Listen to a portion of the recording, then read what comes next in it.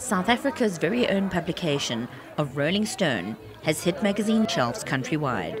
At the launch event, we asked some guests who are knowledgeable in the music industry just what they are expecting. What am I expecting from Rolling Stone South Africa? Look, I'm expecting a lot of in-depth coverage on local music.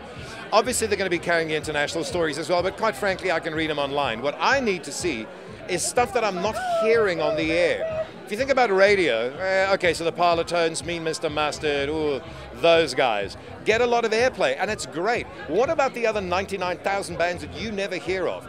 I'm hoping that this magazine will be a forum for them as well. It's really important that we get word of mouth generating some interest in other bands. We've got enormous talent here, but limited exposure opportunities for these artists, and I'm hoping that Rolling Stone will give them the platform that they very much deserve. A huge fan of the international publication is expecting big things.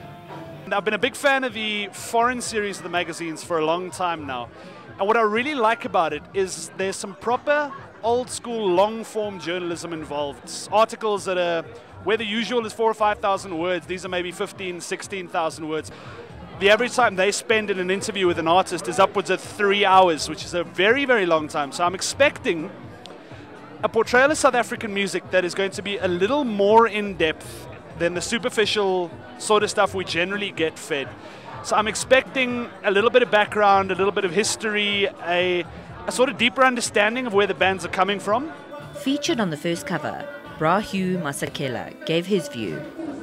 I hope that Rolling Stone really is here to stay. You know, we've had a couple of magazines that have started off like Ebony Africa and it disappeared.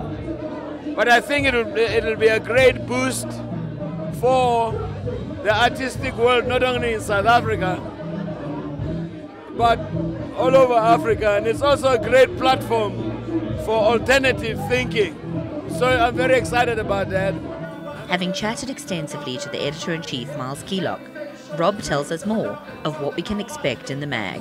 Every issue will have a classic Rolling Stone interview in it.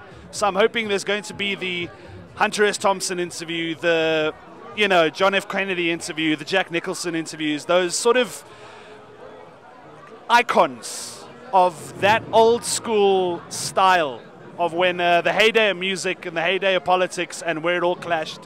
So I'm really excited about what South Africa has to say. Miles was saying we have a very unique blend in this country of music and a politically aware basis of people. So I'm expecting a lot in terms of the commentary and a lot in terms of the people they get to comment.